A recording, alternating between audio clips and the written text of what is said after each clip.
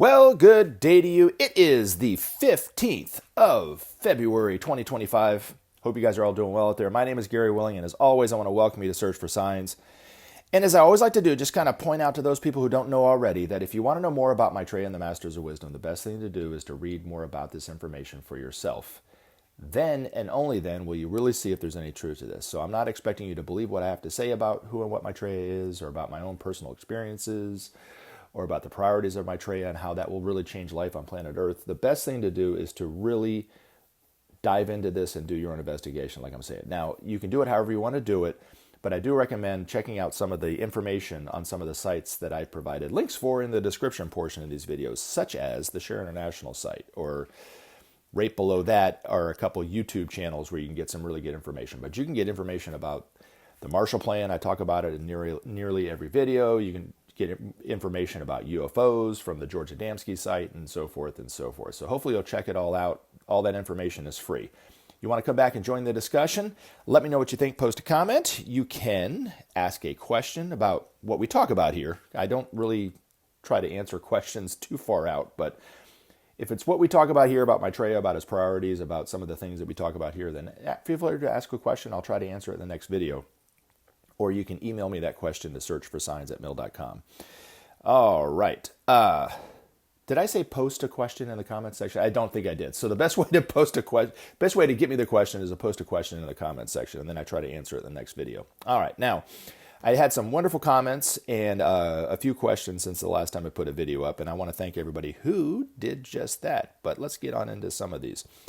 Ms. Ruby, are you aware of the global mafia? Mies Bajin talks about them. I mean, if you're talking about really the power structure behind our elected officials, then yeah, I mean, we all have different names for them. You know what I mean? I'm not really that big on this global conspiracy when people talk about Illuminati and I guess the deep state or whatever they're using the name now for.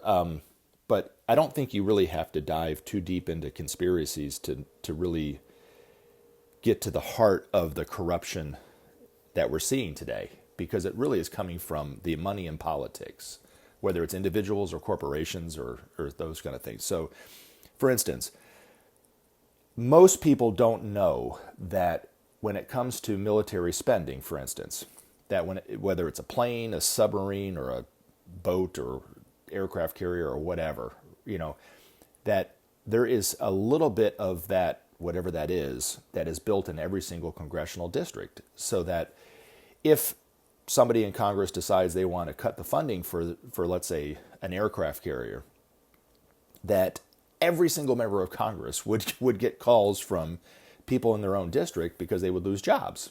And that's why they do it like that, so they kind of keep it going. And even the very liberal members of Congress will vote for more military spending because they get money from that. And really, you can really see you can really see where people are getting their money from, right? There's websites that you can go to that you can see who's getting donations from what and how much, and they're all getting donations from the same corporations. That's why nothing's happening. You know what I mean? So, are there crime syndicates and organized crime all over the world? Of course. You know what I mean? It's all coming from and stemming from, and it's a symptom of commercialization. Once humanity starts to share, Ben's master said that a lot of those problems like corruption and violence and crime and those kind of things, a lot of them are just going to go away. And I know it sounds fantastical to think of a world with no crime. I don't know if it's necessarily going to happen as fast as Ben's master said, but he was saying it could happen within just a few weeks. But a few weeks to a master might be a couple years or 5 years or so. I don't know. But as we start to share and we build more of a just society where everybody's needs are taken care of, you don't feel the need to be violent and lash out in that way or corrupt. You know what I mean? But like I said, it seems utopian, it seems fantastical, but according to the masters, that is the destiny of humanity, really. And we're just waiting on the time that the stock markets have to do what they do, which is collapse, in order for humanity to see just how far off from reality we've been living. If you're somebody who follows the Bible, Ben's master said, in Revelation, John predicted this prostitute would sit on the throne and get drunk from wine, and the leaders would betray their people because they're drinking the wine from this prostitute. And nobody really talks about this in terms of the end times predictions and so forth, but it's in there. I can't remember exactly what verse it is in Revelation. It doesn't really matter. You can look it up. But according to Ben's master, the prostitute is the stock markets of the world. And the wine that is getting our world leaders drunk, that's betraying the trusts of the people, is the profits that they're making from the markets. But this has all been predicted to collapse. It has to collapse in order for a new system to be built. It's just a matter of time. Most people in the world, especially in the West, especially in the United States, think that capitalism is this jewel that came from God himself to give to humanity, to really set humanity on the right path. But we, as with pretty much most everything that humanity does and thinks is real and thinks that's best for them, is really, we're really got a lot wrong, because we're living in darkness. We don't know what truth is. The truth is that we are one. Commercialization, capitalism do not support the truth that humanity is one family. You see what I'm saying? But anyway, thank you very much for the comment nonetheless. Now, you also had another question. And this one I actually kind of like, Ms. Ruby. You said, have you ever tried painting? Yes, I have. I paint from time to time whenever I have time. They say creativity is the link between God and human. That is so true. I have to say I feel the closest to God, or whatever God is for me, when I do paint.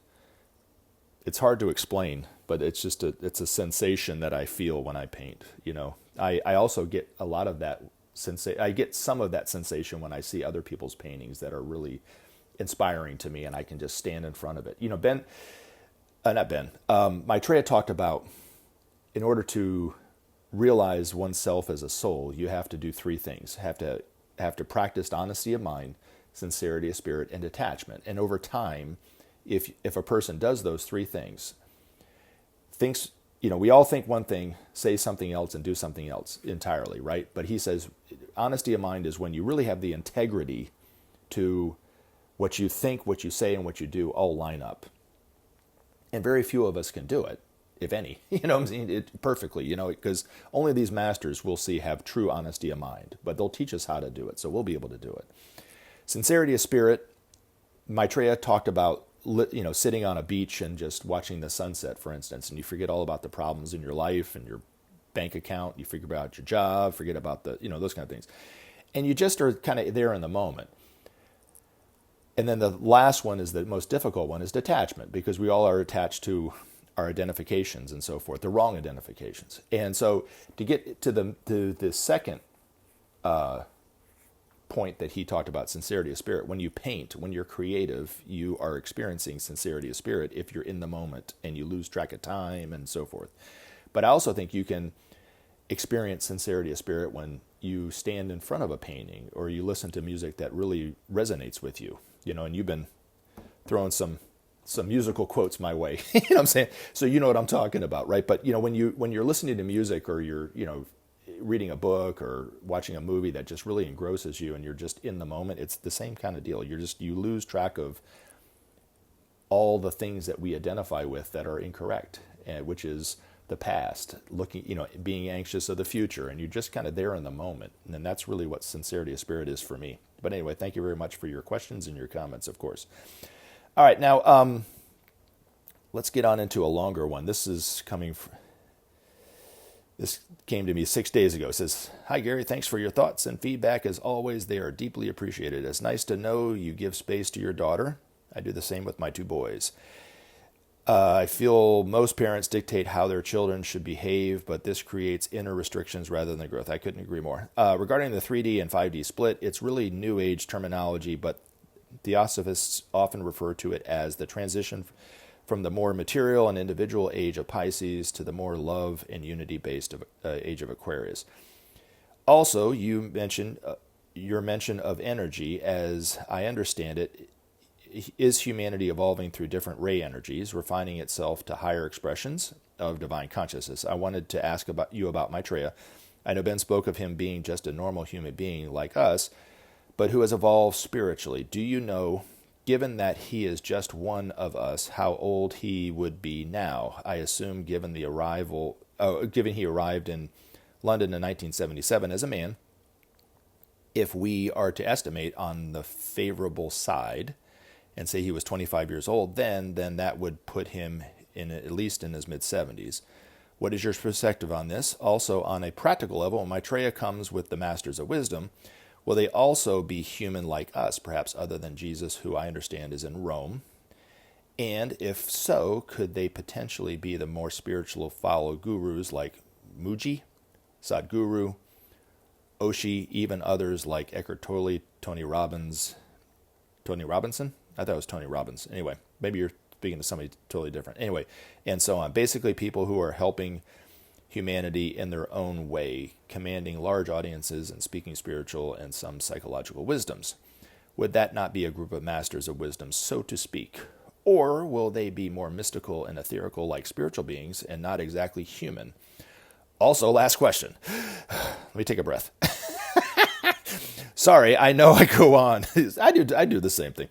Maitreya, when he was younger, say as a child, i.e. in the human body he is in now, did that child know he was Maitreya, or did the child need to grow into knowing who he was? I only ask as it's been almost 50 years since he arrived in London, and I know he isn't allowed to impose himself on people's will, but I would have thought that by now he would have at least been recognized by large numbers of people in his community, given his Christ-like status and effect on people.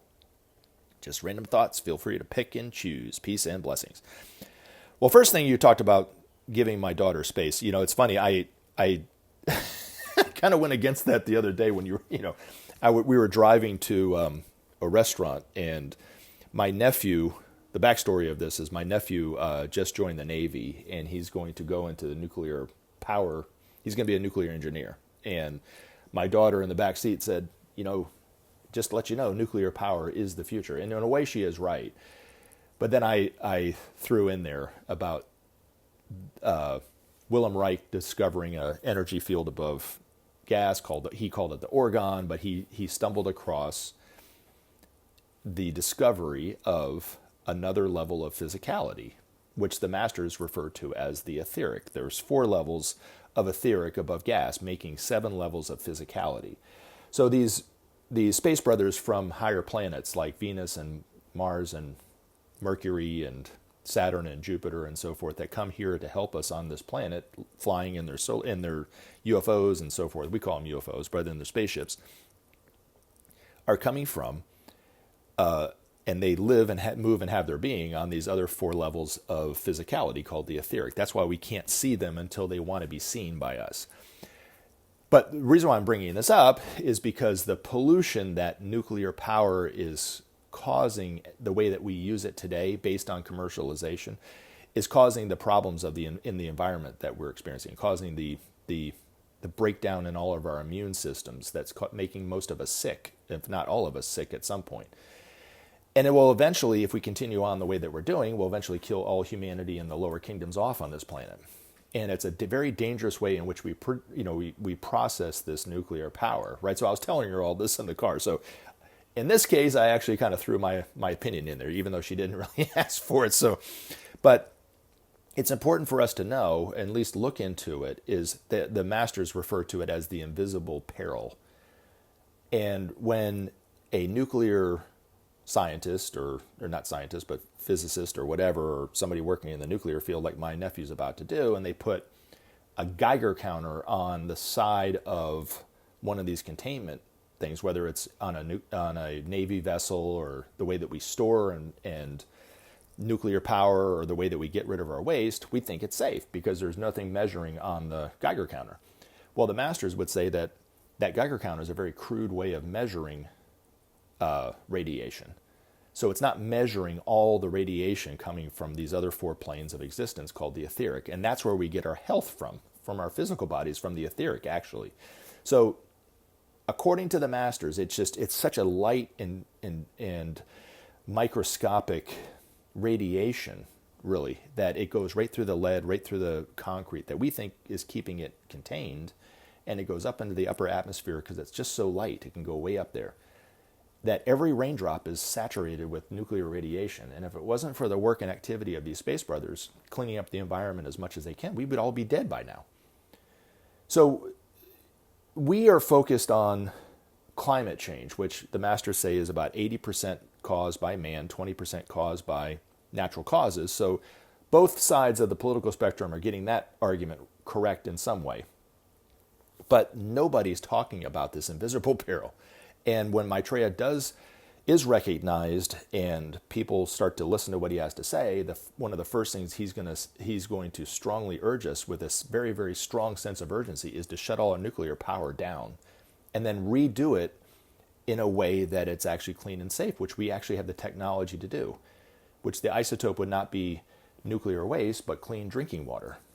And cold. It's cold fusion, I think, is what it is, versus this fission way of doing things that we do. But anyway, that's what made me think about what you were talking about. So yeah, most of the time I do give my daughter space to believe and think whatever she believes.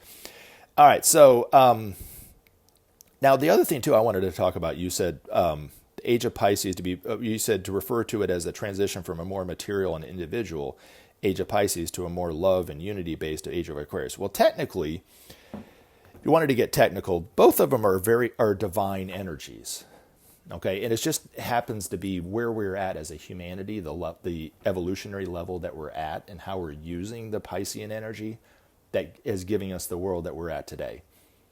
And without the help of the masters, if we were to just go into the Aquarian age, there would probably be a lot more struggles in terms of realizing that energy, right? But because we'll have the masters as examples, as teachers, they'll be able to teach us how to use the energies of Aquarius to build the civilization and the structures that we need, whether it's healthcare structures, political, educational, economic structures to help sustain us throughout the next age, right? Without too much trauma, But really, I know I talk about it, the Piscean energy, according to the Ageless Wisdom Teachings, bringing about a strong, potent individuality in humanity. That was a divine part of the plan, and because we are individual, I guess, maybe you're talking about the same thing, and because we're not talking about it in the same room, I'm just reading what you read, I just wanted to kind of point that out, is that, so you might be saying this, is just because we're individual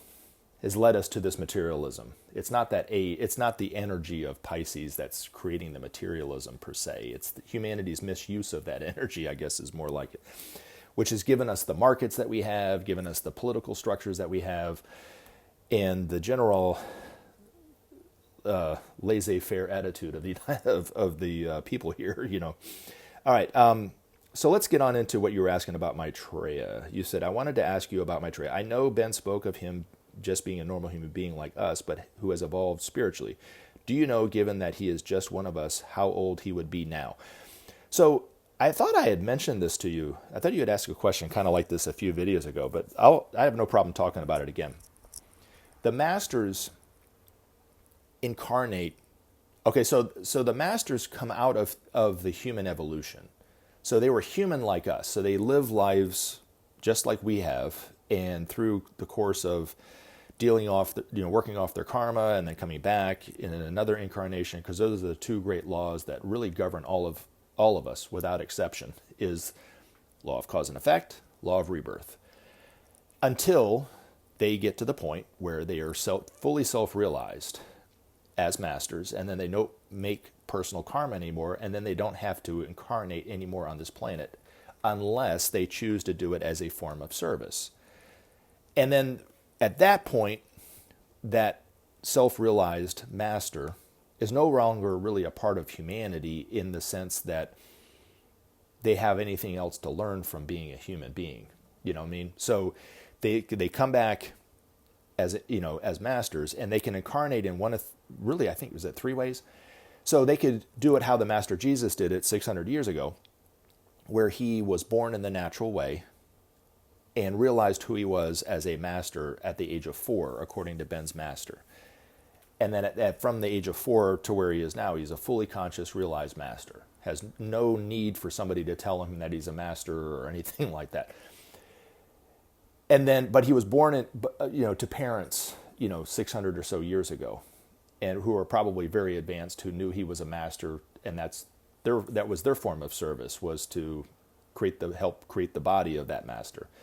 And since then, the Master Jesus doesn't need to age, because he's lived away from humanity for so long, that and is so far away from humanity that nobody sees him not aging, right?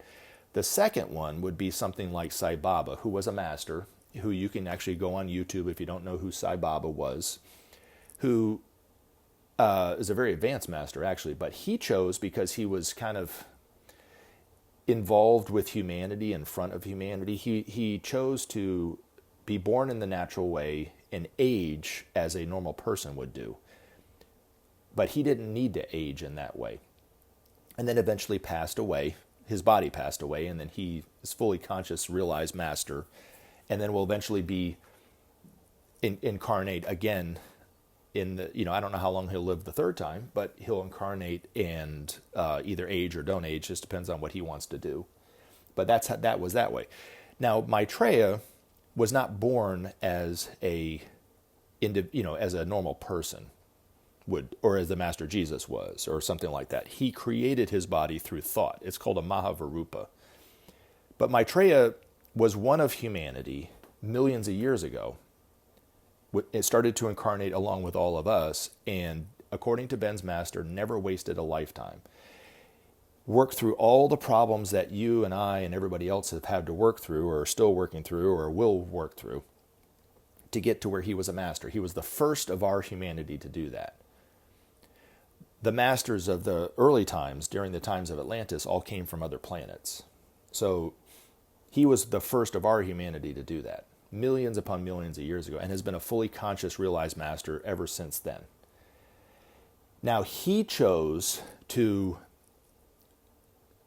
take it a step further. So rather than manifesting perfectly the love nature of God, like all these masters can do, they all love unconditionally.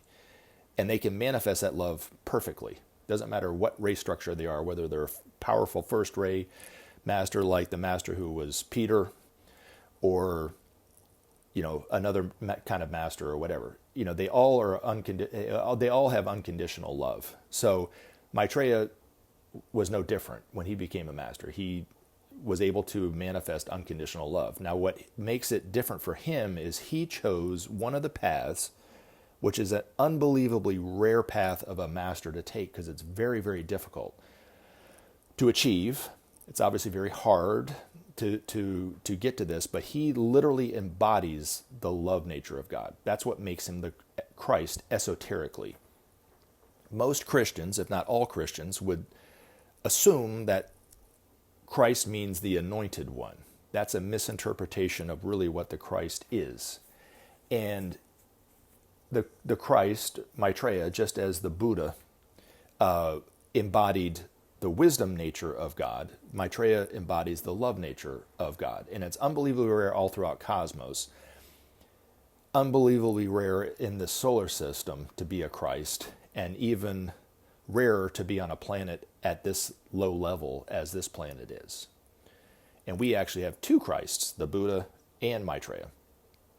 Now, Jesus, where Jesus fits into all this, is he was a very, very advanced disciple 2,000 years ago. Just as the Gautama Buddha was, the Prince Gautama was a very, very advanced disciple at the time that he was the Prince Gautama. Both of those two disciples eventually became masters long ago. But at the time that they were teachers teaching humanity, they were disciples, because that was the age-old way that these masters worked through, to be a world teacher was to work through a very advanced disciple.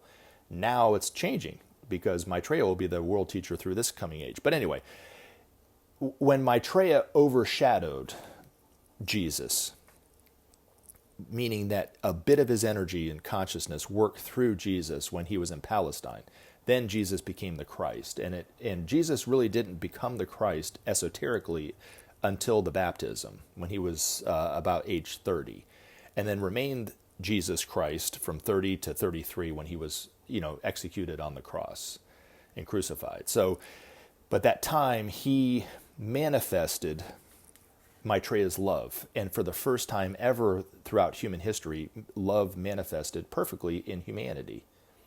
If we were to go back a few hundred years before that, the Prince Gautama, same thing. That the Buddha, who was a master, who was a Christ, who took that extra step to become a Christ in that way, worked through the Prince Gautama, and the Prince Gautama became the world teacher for that age. And a bit of the Buddha's consciousness worked it through and blessed and taught the people at that time, and gave the teachings of the Buddha out through the Prince Gautama. So the Prince Gautama was not the Buddha. The Buddha was on the higher planes of this planet, just as Maitreya was living in the Himalayas and worked through Jesus in Palestine at that time. So anyway, hopefully so there was no time from 1977 or the 70s or whenever when Maitreya was a baby, because he created that body. He actually took, according to Ben's master, I have no evidence to prove this. This is all coming from the Ageless Wisdom Teachings. But he took a bit of the consciousness of the Buddha and and also a bit of his own consciousness, and kind of married it together to create the body that he has. So it's a one-of-a-kind body that Maitreya is using, because it's sensitive enough to be overshadowed by these two great avatars that aren't even in the solar system, the spirit of peace and equilibrium, and the avatar of synthesis, but yet low enough and strong enough and dense enough to live at our own level. Now these masters, there are some masters that aren't on the physical plane that are working with humanity. Masters like the master who was Rembrandt and some of these other masters, and the master who was the Madonna, are not in incarnation on the physical plane, but they are working with humanity on the inner planes. Now the masters that I've been talking about that are coming into the everyday world are in a physical body, perhaps born like Jesus was, hundreds of years ago perhaps, or whatever, and still have the same body, or they might have had a body, they might have became a master and kept that body. I don't know. We'd have to ask each one of these masters individually how they incarnated as masters, but they are all fully conscious masters, fully conscious. And the only time that they would not be conscious of being a master, but those closest to them would know they were masters, because that would be the work that they were doing, like their parents, right? Like Jesus. Jesus' parents, when he was born in Syria 600 or so years ago, probably knew he was a master, because they were very advanced disciples themselves, and that was their form of service. Like I said earlier in this video, is to help create the body for that master. But some of these masters, like the Master DK, are still in the same body that they had when they were a master, and are still here. So, but these masters, like the one in New York, the one in LA, the one in London, the one in San Francisco, Beijing, Paris, Darjeeling, Geneva, Rome, Moscow, Tokyo, they're all in physical bodies, and they're all totally conscious of being masters. There are probably people who know who they are. There are probably people who don't. There are people who probably see them every day and have no idea that they're a master. But they have their relationship with humanity is becoming closer than it was, but it's not where it will be eventually. Now, Maitreya in London, when he entered London, his body was probably relatively young. From an age standpoint, I don't know how many months it was, but it was not very long after he created that body that he left his ancient retreat and went into London. So it's maybe a few months, a year. I don't know the exact time frame, but on his passport it said he was 33 years old. So that was in 77. So yeah, he would be close to 80 actually, but he never ages. I know the time that I saw him, that I think is how he really looks in London. He looked like he was about 30 to 35, maybe. Couldn't really tell his age. Was kind of young, kind of not. In his eyes, he looked very old and wise, but yet his face, he didn't have any gray hair. And he was very, very much in shape. but yet he won't age over the next 3,000 years. He'll look exactly how he looks. Now, the reason why people don't recognize, and there are people that have recognized him in the Asian community of London, he had people working for him, who knew he was who he was. One of them, called Maitreya's associate, actually spoke to, and a lot of Maitreya's predictions and those kind of things and teachings are coming from him, because Maitreya would tell him, hey, this is what I want you to tell Share International, and then a lot of those were published in Share International. And you can buy a book called Maitreya, The Laws of Life, I think is what it is. And these are all coming from, and were kind of organized in a way in book form, but they came from Maitreya through his associate. So there are people that recognize him and know who he is. Now, in terms of the Sadhguru and the Oshi and Eckhart Tolle and Tony Robbins, all those individuals are disciples of one of these masters, perhaps working with the master consciously or not. But spiritual gurus, for the most part, I know Krishnamurti was not fond of of gurus, because they grift off the people, and he didn't like that. He wanted them just to give that information for free. But every one of those people are making money off their teachings. Ben never made any money off of his teaching. He gave everything for free. Alice Bailey didn't make any money off of the book sales that she did or anything like that. And there was a comment that Ms. Ruby put in there about the mafia, the global mafia, and she said Mies Bajin talks about them. And I watched the video, and for the first minute or two, it's all about, hey, go to this Patreon link and join this one and donate to this and do this. And there's nothing, I'm not judging these people for it, but they aren't giving that information away for free. And their information was all about fear. Tony Robbins is a very wealthy individual based off the information, because he sees this as an intellectual property that he's giving to people, right? These masters, their teachings, they had very, very advanced disciples like Jesus and the Buddha, didn't sell their information. They gave it to humanity for free. You know what I mean? And I think that would be the distinction between really, and also too, let me go back. When these masters are out teaching humanity, they will be giving all their information to humanity for free. For free. They don't need to hold on to it. Now, some of those people that you mentioned, perhaps their master, inspired them to talk about what they talk about. And they're either conscious of it or not. And that's their spiritual work. And, obviously you have to make money in some way. Ben used to make money off of his paintings, but some of them take it to the nth degree and are very greedy, and yet and very rich. I know Sadhguru, there's a lot of things that he says that I like, wow, that's actually kind of deep. And then you dig a little bit into his life and it's like, wow, the guy's making a lot of money. Does he really need to make that much money? I don't know. I mean, that's for him to decide, right? But I know for myself, I don't make any money off of what I talk about here. I don't charge people to ask me questions or anything like that. And I think that's really the way it should be, to be honest. I'm not saying I'm this super spiritual person, but I think that perhaps these others should look to be a little bit more generous with their information, because they are helping people to some degree. And then you look at, if they're really commercial, then they will say things in order to get more money. And a lot of times I think they say things they may not necessarily believe, but they're saying it because they know that people will respond to it financially. You know what I mean?